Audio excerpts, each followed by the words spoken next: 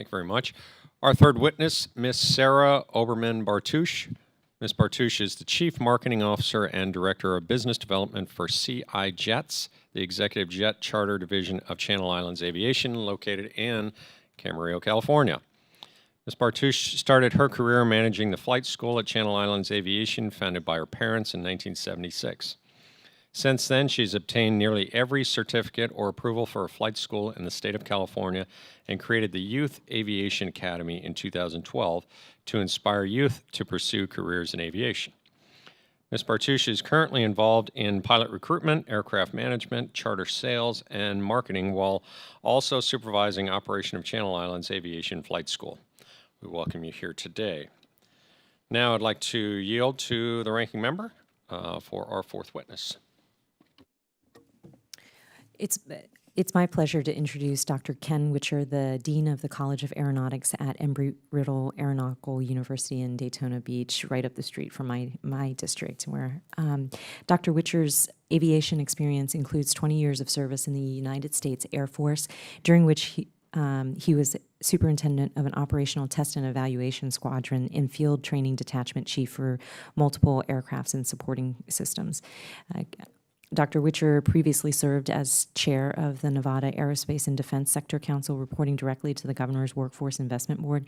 He received a Master's of Aeronautical Science from Embry-Riddle Aeronautical University and a doctorate in Philosophy and Business Administration with a focus in Aviation Science and Public Administration from North Central University. He's testifying on behalf of the Aerospace Industry Association today. Welcome, Dr. Witcher, and thank you for your service. Mm-hmm.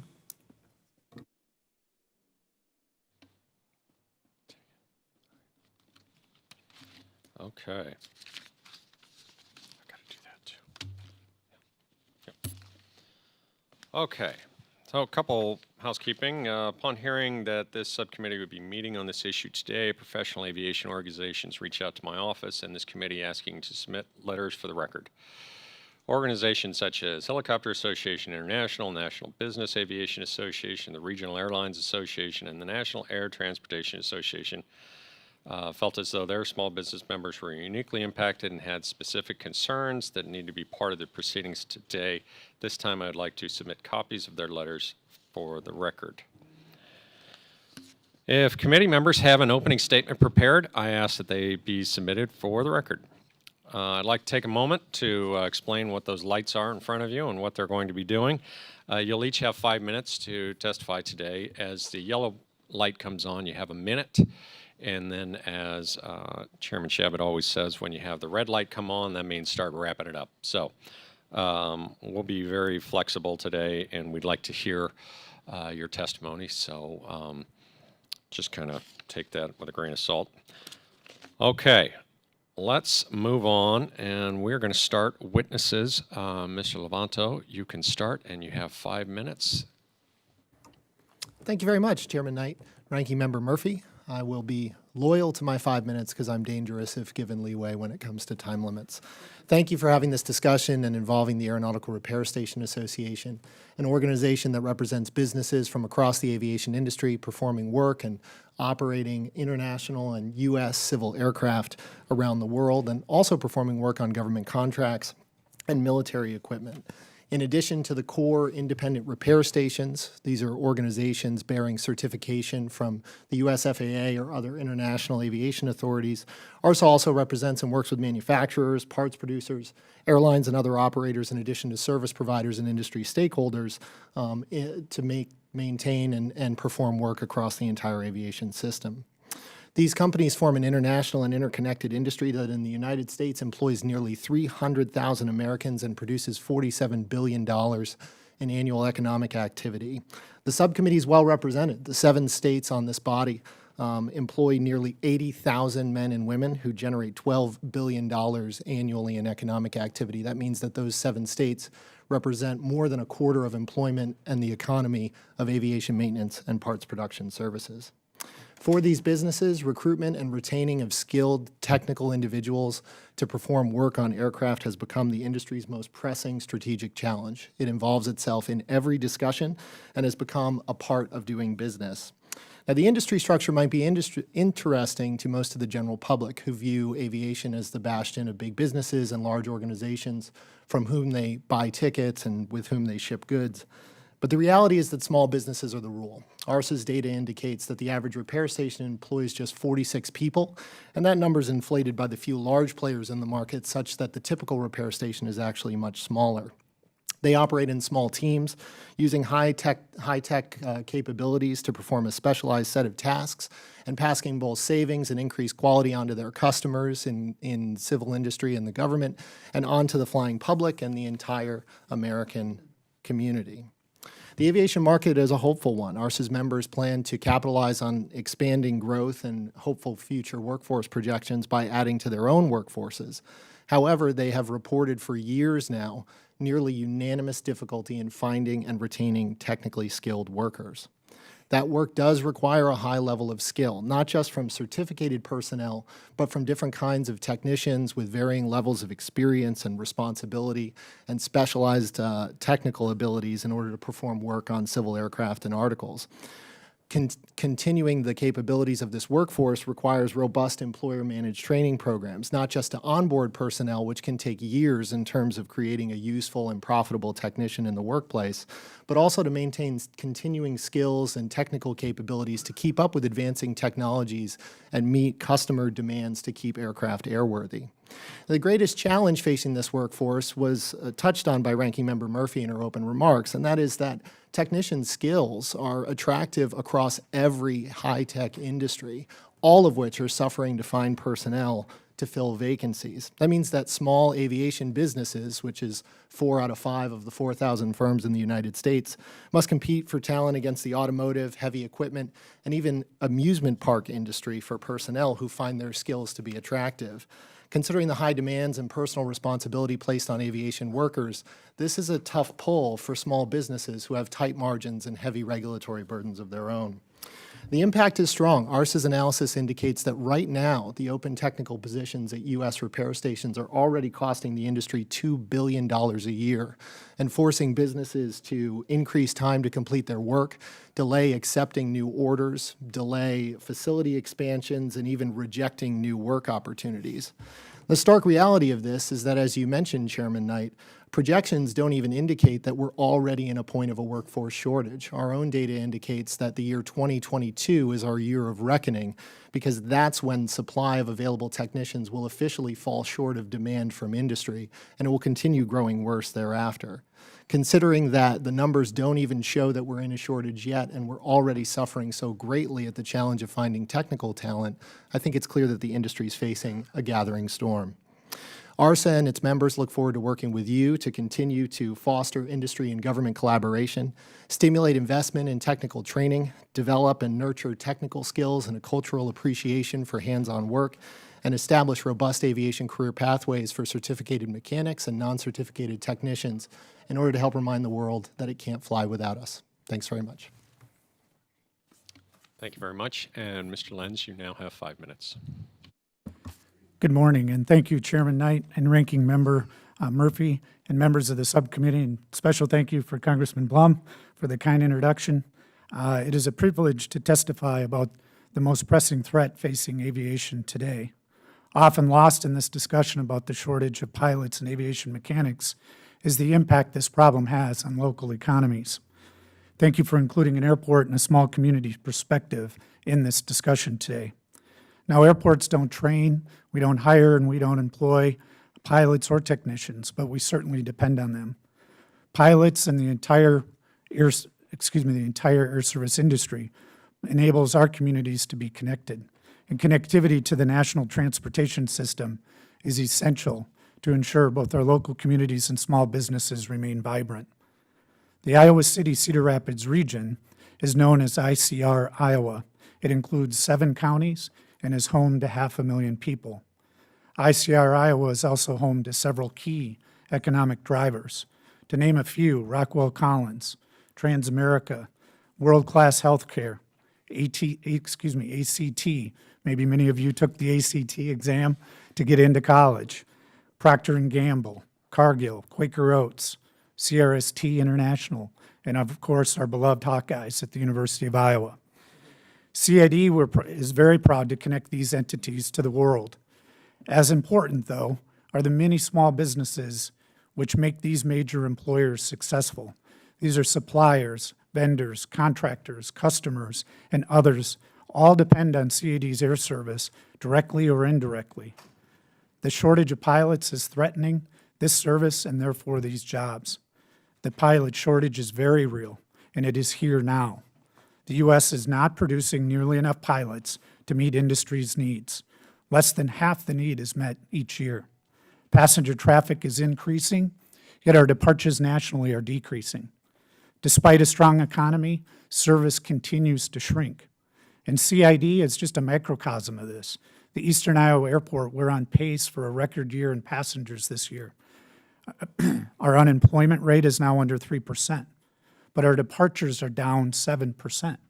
Clearly something more is going on when your economy is this robust and airlines are reducing service.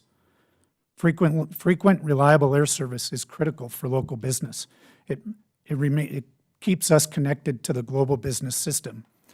At CID, we can only withstand so many cuts before our employers are negatively impacted. According to a survey conducted by Iowa DOT, the top 3 issues affecting business decisions to expand or relocate in your communities are workforce, taxes, and air service. To build on the air service a little bit more, Peoria, Illinois recently lost a key economic driver when nearly after a century, Caterpillar moved its corporate headquarters from Peoria to Chicago for better transportation. 2011, Chiquita left Cincinnati for Charlotte. In 2013, Archer Daniels Midland announced it was leaving Decatur for Chicago. Each major employer departure has a ripple effect through the small business and philanthropic communities. Small communities see this trend. The service disruptions dominate our news. There is no silver bullet. Increased collaboration is very much needed across the industry, government, and communities is absolutely imperative. Some things for us to further talk about. And Ranking Member Murphy spoke of lowering the financial barriers to the profession. We believe that to be key. Increasing the number of pathways to accrue the necessary training experience, modernizing the pilot training. All of this can be done and improve safety within the existing regulatory framework. Virtually every state has an airport that will face the loss of service in the coming years. Already 36 communities have lost air service. Another 24 has lost 75%.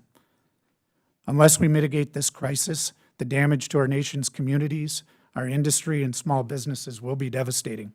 Thank you again for including my perspective, and I look forward to answering any questions you may have. Thank you. Thank you very much. Ms. Bartush, you are now recognized for 5 minutes. Okay. Good morning, Chairman Knight, Ranking Member Murphy, and other esteemed members of Congress here today. It is a pleasure for me to be here. My name is Sarah Oberman Bartush, and I'm from Camarillo, California. I have grown up in the aviation industry as my parents, Mark and Janie Oberman, founded our business, Channel Islands Aviation, in 1976. Our business is unique in the fact that we operate a executive charter operation under our DBA CI Jets. We have a busy flight school where we train pilots professionally, and we also have a maintenance operation to maintain our fleet. The workforce shortages are deeply impacting our business. First off, our flight school does not have enough flight instructors. We currently have 115 active students with only 10 flight instructors on staff. In the past 3 years, we've lost 19 flight instructors to either corporate or regional airlines.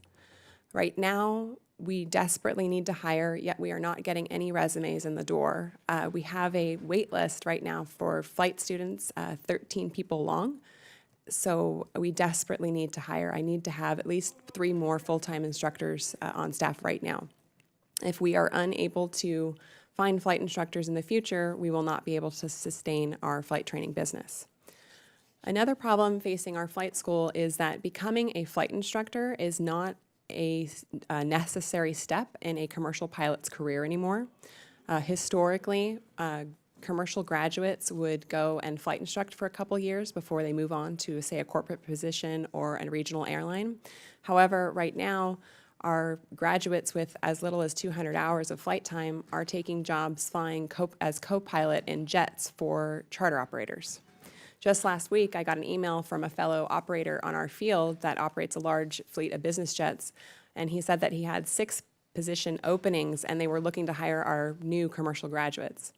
So our graduates are looking at either flying the right seat of a jet or they're looking at flying for us in a small single-engine Cessna, and obviously they're going to go fly something that's bigger and faster. So we are losing those opportunities just right in our flight school right there.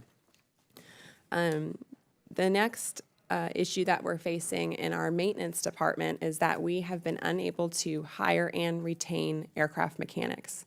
We have been continuously hiring mechanics for the past 2 years, and due to the fact that we have such a workforce shortage with the mechanics, we have our flight school has experienced many delays and flight cancellations due to the fact that we can't get aircraft out of the shop. We've been operating sometimes with as little as only 2 mechanics on the floor, and we operate a fleet of 12 aircraft in our flight school while also doing outside maintenance. Over in CI Jets, our executive jet charter division, we operate 4 jet aircraft and employ 7 pilots. Traditionally, when a pilot chooses to go corporate or fly private aircraft, they maintain that course, or they might go for the airlines, and traditionally they will actually retire in that position. However, right now we are seeing our corporate pilots take the plunge and go fly for the airlines because the packages and the sign-on bonuses and all the benefits for the airlines is so compelling that they're making a career change. In the past year, we've had 2 of our highest paid and most senior pilots give resignation to go fly for the major airlines. Both were making about $200,000 a year, flying a $20 million airplane all over the world to exotic destinations. So that's been a big challenge for us in losing pilots to the airlines. When we do lose a pilot, it is a financial burden to us because the training event to bring on a new pilot costs anywhere from $10,000 to $60,000. And so with the turnover and the continuous cost of training, it's really, really hard for us to sustain being in this business. It's really important right now to get the word out that it's a really good time to become a pilot. I mean, there's so many job opportunities out there, and companies like mine could definitely benefit from that. But without enough flight instructors to train incoming pilots, it's going to be impossible to produce them. And without corporate pilots, many businesses that rely on corporate aviation as a means of conducting business and going to different locations, they're not going to have that option. So I really appreciate this topic being brought forth today, and I look forward to taking all of your questions. It's a pleasure being here. Thank you. Thank you very much. Dr. Witcher, you have 5 minutes, and we look forward to your testimony. Thank you, Chairman Knight and Ranking Member Murphy and members of the committee. Thank you so much for allowing me to come here today to talk about this topic that's certainly very important to us. Aviation is in my blood as well there, Mr. Knight, and this is an important topic to us at the university as well. I've had the chance for the last 5 years to lead the College of Aeronautics at the Embry-Riddle Worldwide Campus, and it's an exciting time to be in aviation. The Embry-Riddle as a whole has been in this business for about 90 years, educating this workforce that we have out there. We offer degrees. We also offer professional education to companies out there as well that we're able to support as we move forward.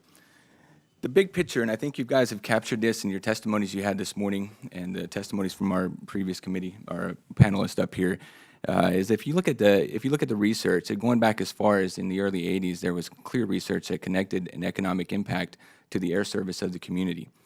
So there is a connection here to the small businesses and to economic growth, without a doubt. So what's happening with the industry today? And if you look at it from a global perspective, as the large manufacturers produce a forecast each year, they're saying the next 20 years or so we're going to need about 790,000 pilots globally. Here in the United States, that'd be about almost 200,000 pilots and about 754,000 maintainers globally. It's just to match the growth that's happening in the industry that was mentioned previously. That's a lot of folks, and these are skilled labor forces. So this is not just there's really no non-skilled labor forces here in the area. So as we talk about this as a whole, let's come back to the pilot shortage in particular.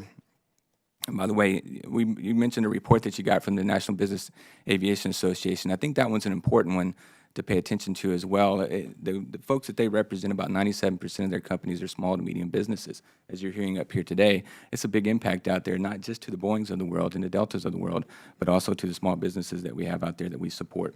So the pilot shortage in particular, as Sarah was just saying, there's usually 2 tracks into the to become a pilot. And one is through the military, of course. They produce about 1,000 pilots a year. They are growing, as many of you might have heard just in the last week or two, that Secretary Heather Wilson, had mentioned that they were trying to grow, I think, 73 squadrons is what she was saying. So they're going to put a burden on that training pipeline into this, that's usually typically supported this commercial world. And then there are the flight schools, and many of those flight schools are small businesses, but then there's flight schools that are larger. What you're hearing from Sarah in particular is what our flight schools are experiencing. So as the large organizations, the Deltas, Uniteds of this world, are out there and they need resources, they need pilots, they have resources to attract that talent. If you look at pilot pay during the majors, over the last few years, it's increased. I think that's a pretty good indicator of them trying to bring in good talent. Now, where do they take their pilots from? Well, they're taking their pilots from these corporate aviation organizations and from the regionals. And when we take pilots from the regionals, what are we doing? Well, we're reducing service. That was mentioned here by one of the other panelists. And it keeps going down until you get to this problem that Sarah very clearly identified, which is that CFI problem. And without the instructors, how do we educate and train the students and the pilots of the future? So that's where that problem really does kind of become a significant issue for all of us that's wanting to support the aviation industry. And that has 2 impacts on small business, like I was mentioned, reduced services out there, and then the things that Sarah identified, the ability to support these small flight training schools and those type of organizations that rely on this talent and this workforce. So the technician piece of this house is very similar. It's been identified by our first witness down there as well.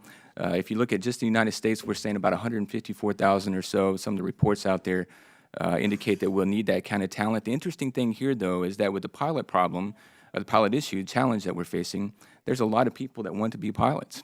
We heard that. And there's aircraft out there to do that. What we're missing is that CFI part of this. In the technischen piece of the house, it's a little different. We've got capacity in those schools, and we've got to figure out a way to get that talent in there, and through that capacity, the technician problem could be as big to small businesses, as we heard earlier with some of the MROs, as the pilot shortage is. So just to kind of summarize this thing, there are challenges out there without a doubt. There's a lot of people out there, including up here on the Hill, that are working very hard to solve those challenges. And one of those things that we've been able to get very excited about recently is this opportunity to look at our career skill bridges that happens out there. It's where we're separating military folks and we're bringing them with certain types of training and getting them into these areas. In particular, these areas where they're wanting this 3 to 5 years experience in these skill sets. So a lot of opportunity out there, some answers to some of these challenges, and I look forward to your questions. Thank you. Very good. Okay, we'll go through the committee up here and ask a few questions.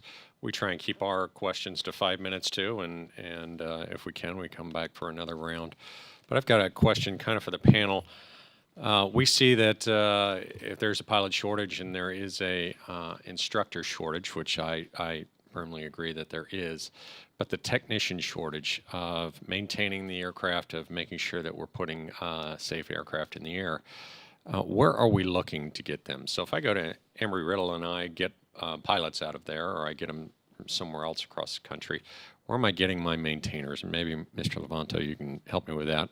I'm betting some come from the military, so I'm going to take that one kind of off the board, but where are the rest coming? Sure. Well, answering that question requires very briefly understanding the different types of individuals that perform work in maintenance facilities. So certificated mechanics, A&P, airframe and power plant mechanics, attract the most attention and are the gold standards. They bear individual certifications from the FAA to perform work on civil aircraft, and they have a variety of privileges and responsibilities that go along with that. There are also individuals holding repairman certificates who have not necessarily gone through the same pathway to get to their certification, but they have a specialized skill that makes them particularly valuable and effective in performing work on a civil aircraft. And they get their certificate under their employer's endorsement, and it's tied to that employer and tied to the specific work that they perform in order to be a part of the civil aviation landscape. Those certificated individuals are supported by non-certificated technicians who have knowledge and skills, in fact are required to have knowledge and skills and access to necessary data to perform work, and they do so in coordination with their certificated coworkers who provide supervision support and sign off on work for return to service. So understanding all the pieces of that pie show that there's actually a variety of pathways through which individuals can get into a maintenance environment. So we're looking at maybe 4 or 5 steps of people that work on aircraft for their certain skill level, their certain certification, and their certain education that they have in that, Yes. that arena. Are we finding that I don't want to say the lower step, but the step that is not certified, that is, as you say, the repairman that goes in there or is working on a specific aircraft in a specific place, like maybe Ms. Bartush's business, is there a huge shortage there, or is that kind of an on-the-job training of we're trying to grab people and they're working for us and we're putting them into this position? Actually, in many ways, that's a resource we can take further advantage of. Aviation businesses tend to focus on certificated personnel, and there's some sense behind that, but those are the individuals that are getting those gold standard skills that are then getting poached out of their 147 programs or their experience to go work in other industries.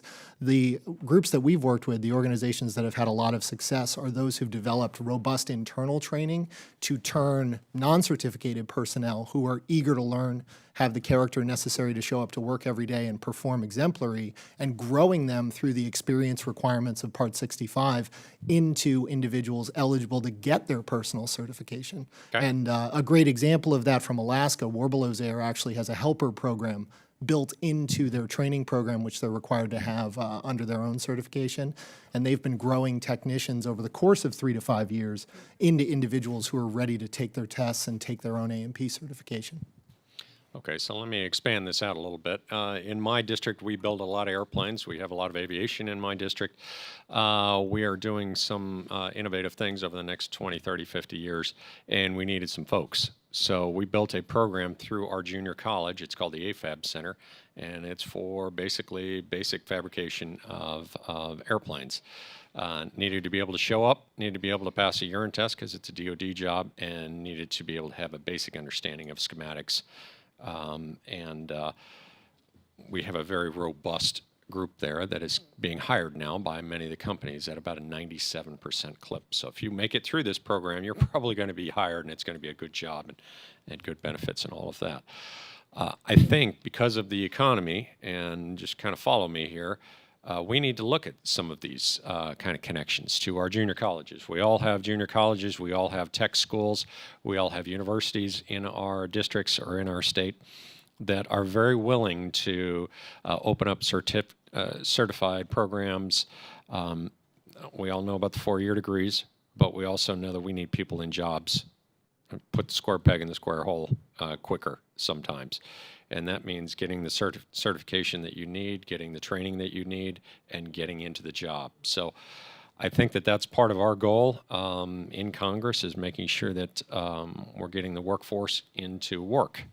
And that's obviously a goal here at Small Businesses. We want the opportunities to be filled by folks that can take advantage. So I will come back to me, but I would like to go to the ranking member, Ms. Murphy. Thank you, Mr. Chairman. Just as Mr. Chairman said, I'm very interested in seeing that we get folks into jobs, but particularly veterans. And so I have a particular interest in the Department of Defense Career Skill Bridge program that you mentioned. Specifically, we just were able to pass into law some changes to the Transition Assistance Program, and to enable greater emphasis on educating service members as they transition into civilian life about career opportunities, career and technical training, education options, as well as entrepreneurship potentials. So hopefully that would be an opportunity to highlight a program like the Skill Bridge program. But I was wondering, is it for all types of aviation skills, not just pilots? Also, what kind of throughput are you currently seeing? And then finally, You've talked, the witnesses have talked a lot about certification. How do we translate military experience into civilian certification in a way that is portable? Yeah, thanks, Mr. Murphy. That's a great question, and then you're right. The Skill Bridge program is part of the transitioning service member program. It's approved. It's very exciting, and what we're looking for is, as Mr. Knight mentioned, that we need skill sets. We need the square peg in the square hole here. Don't necessarily need a 4-year degree, although that's a valuable product in this business, but we need to get the skill sets out there. So we have these folks that spent 3 to 5 to 7 to 20 years in some cases serving the military, working on these high-end, high-performance aircraft. Why could we not take them out and put them in and fill some of this need that we have out there? And in particular, a lot of the smaller businesses that are out there that are in the MO world, they're looking for somebody with 3 to 5 years experience because, as we mentioned, that cost to train somebody internally. So somebody that comes with experience would be a big benefit. These are those folks, and to Mr. Knight's comments there, they can pass the drug test typically, and they know how to show up for work coming out of the service. So these are the folks that would meet that bill. Now, there's no direct correlation, unfortunately, from their experiences in the service to the certificate from the FAA, but that's not a game killer there. There's still some opportunities there. The Part 65 that was mentioned earlier is a way that we can take that skill set. If they have enough to pass meet the experience criteria, we can provide the education part of this and very clearly close that gap.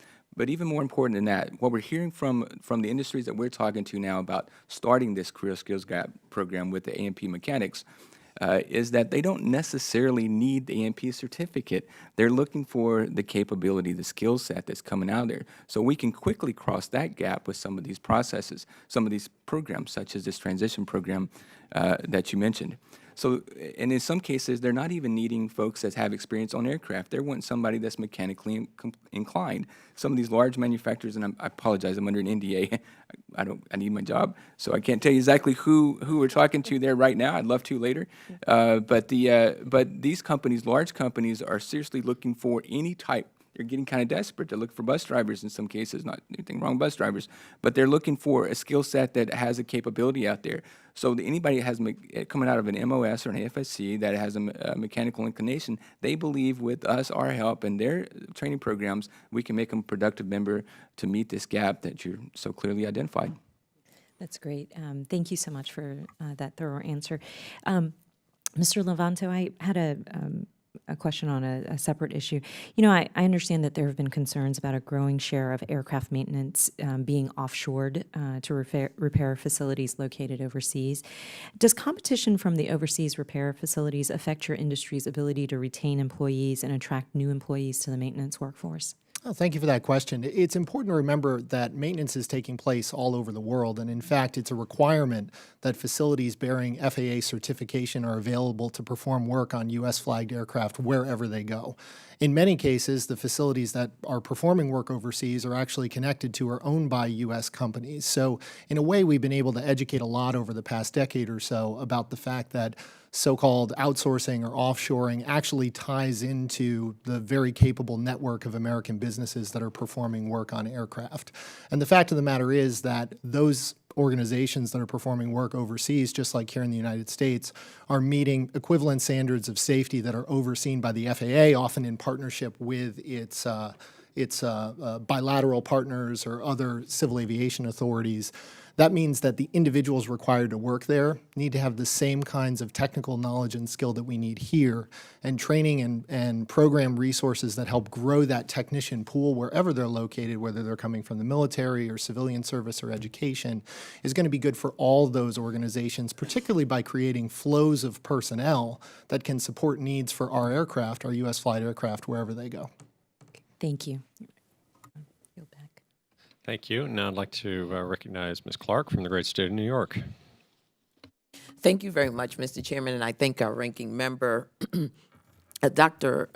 Witcher. I'd like to just ask you a couple of questions because I'm, I guess, a bit concerned about how we view sort of the pipeline to getting the 21st century workforce in aviation that that we need, and sort of build the momentum for growth in terms of that as the aviation occupations being viable into the next century. I happen to come from New York City, where we actually have an aviation high school, and I was wondering whether you're seeing similar types of high schools around the nation that can provide that pipeline that we're looking for, and also wanted to add that I'd like to hear a bit more about how we make it accessible to minority and disadvantaged populations that have historically had a difficult time bridging the gap from education to employment. How can we better engage and prepare these communities to be pilots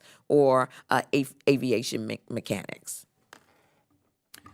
I thank you so much for that question, and it's a great question. And the good news is, right now, the aviation industry is an exciting industry. I mean, we've got the coolest toys for sure. We have rockets that are coming back to first stages are coming back here. We have the UAS industry, the drone industry that's got a completely different demographic that usually we don't have a real valuable conversation in aviation to. Now we're able to break into that demographic and have a better conversation about the future of aviation. So it's exciting, but you're right. We got to start early. There's a lot of competition for the talent that we need in this aviation industry out there to go into other industries, like the tech industry, of course, and which certainly need the talent as well. But we've got to fight for that and ensure that these young folks in the high school programs, and there are many high school programs around the country, and my understanding they're very successful.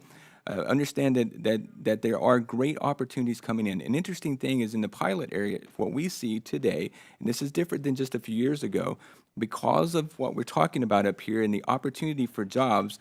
Not only will we have young high school graduates come to us and say, we want to be a pilot and let's go, but also their parents come to us. And before, it was hard to convince their parents that we had a future. There was not a lot of jobs. The pay wasn't quite as good as it is today. It had a little slump. But today, that's completely different. A lot of excitement out there. Our challenge is how do we get this excitement into a typically non-aviation demographic? Things like this new technology, unmanned systems, when I take that to school, I love to have that conversation because they look at that opportunity in aviation, and it's not just the pilots that they've seen, the stereotypical pilot that they've seen, or a stereotypical maintainer.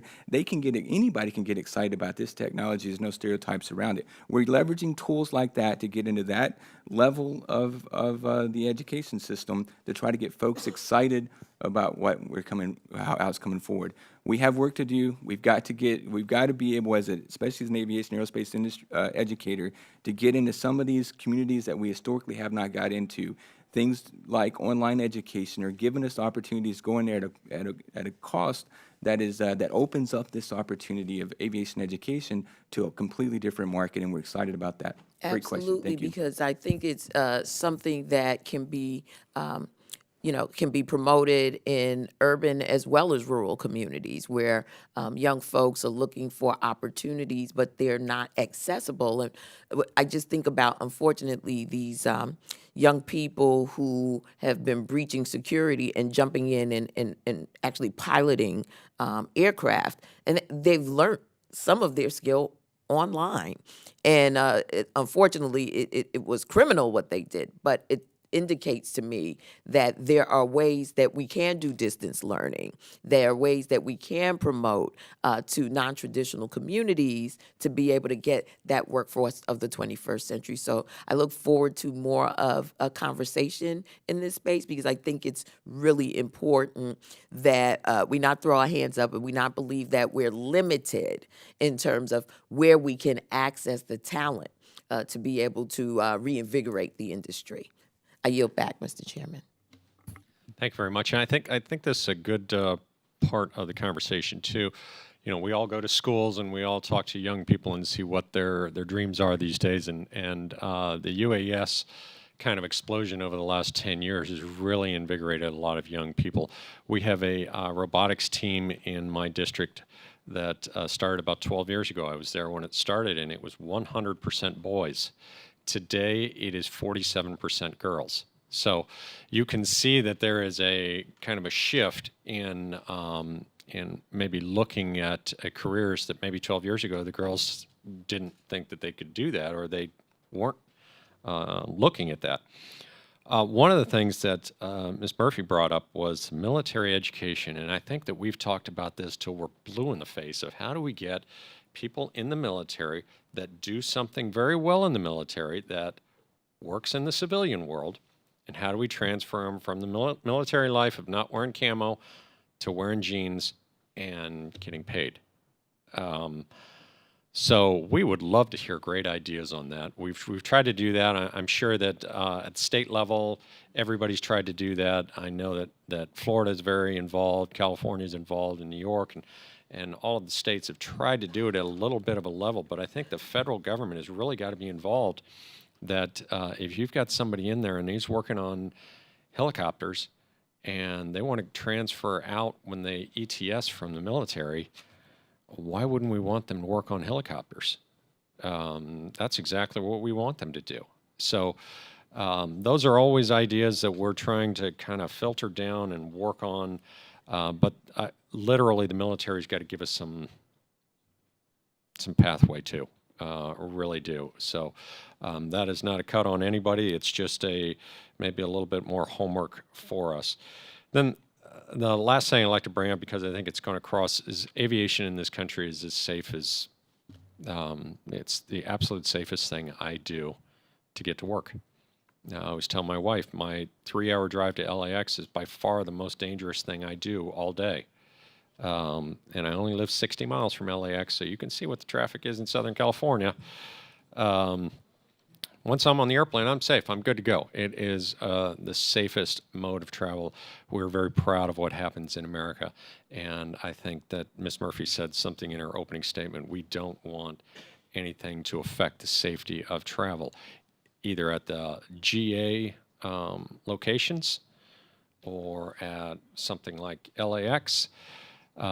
We know that when we get in an airplane, we are in a very, very safest mode of travel, and we're going to get to our destination. And that's a testimony to not only what you folks do, what the airlines do, and what the mechanics to keep the airplanes in the air do.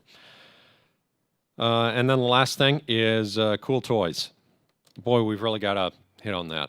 I just firmly believe that. The kids that are going into computers and things like that today, and I know that there's high pay in a lot of these areas, but literally, these are the cool toys. These are the coolest things you can possibly do, is fly an airplane, teach somebody to fly an airplane. It really is not just because I grew up around it, but it just is. And how we motivate those kids to say this is an opportunity. And how do we get to kids that are in, the inner city to do that? And how do we break through the gender gap is difficult too. But we've got to do that. And I think that we're starting to. And I think the UAS explosion, the drone explosion, is starting to get people involved. You can go out and buy a cheap credit drone for $60 and fly it and see kind of characteristics of flight and things like that, and that gets them involved, and that's a good thing. That's a good thing. So, okay, Ms. Murphy, how are we? We're good. Okay. All right. Does anyone want to react to my statements, or? That's very good. Thank you, Vivian. I was just kind of rambling there, but I figured that everybody was nodding their head and I was going down the right road. Go ahead, Mr. Levant. If I may just briefly second your point, and particularly in getting individuals out of the military where we can take advantage of these non-certificated pathways where they have valuable specialized skills that may not meet the full criteria for an A&P certificate, but we have so many ways to get them into our workforce. And the way this committee can help with that, not just for the military, but for all personnel looking to get employment in small aviation businesses, is by helping to stimulate resources, begin conversations, create connections and collaboration. And I do want to share that you can actually help us with that outside of your committee work today. If you support the FAA bill, it actually has a program that's supported by just about every organization that's in this room to pilot an AMT grant program that would facilitate local community engagement and collaboration to help with veteran transitions and getting personnel in all different types of backgrounds into technician careers. And I'd like to implore you to support us in that effort. I think veteran transition is something that everyone agrees that that is a big part of how we make sure that our veterans are getting into work, cuts down on the problems that we see from veterans. We're losing 21 veterans a day to suicide. All of those issues are the bigger problem here. But the solution is getting them into a job as fast as possible and getting them into transitioning into civilian life. So I agree with that, and I think that, you know, when I was in the military, I was a track systems mechanic. That doesn't really transition over to a helicopter mechanic or an airplane mechanic, but it is a mechanical skill that I acquired in the military that probably, because I had some skills, you could transition into that, or you could put into a training program. And boy, we talk about this, and I think there are little incremental changes, but we've really got to have bigger changes. I know the TAPS program and things like that are good programs, and they start to move our young people from ETS into work, but boy, we've really got to have a good connection to that. And so we will look into that a lot closer. Okay, I think we are set, unless anyone else has anything to say. We are a free-flowing committee in here. We do whatever the heck we want, until the chairman comes in and says, don't do that. Mr. Chairman, I was just going to add on the cool toys. Something to be aware of is that our regional airline industry, as well as even the major carriers now, are doing a significant outreach to middle schools, high schools, and bringing, in some cases, simulators out to the schools so the kids get that love of aviation bug instilled early. And so there's some active work being done within the industry, but again, I think that's a program we can take even further with continued industry collaboration with government and communities. I'd also point out that the need to reduce the cost of training, particularly flight training, in getting at some of the non-traditional communities is critically important. And the need for more government assistance in the form of low-interest loans, loan forgiveness programs, those sorts of things are desperately needed as well to reach more kids. Yeah, it's a good point. I can tell you, when I was working on my private pilot's license at 16 years old, I was funding it by mowing lawns. You couldn't do that today. So it is a great point, and it's a difficult point too. Mr. Chairman, I wanted to add that we're a VA-approved school, and about 30% of our flight training business is for veterans. But the funding that they receive is not enough. They are not funded for the private pilot certificate. They have to complete that on their own, so that's a barrier to entry of $15,000 to $20,000. And then from there, the program setup only gives them $10,000 per academic year towards their flight training, and they're looking at anywhere of $75,000 to $100,000 in investment of their training. So we need to figure out a way to get them more funding because they've earned that funding. I absolutely agree. Okay.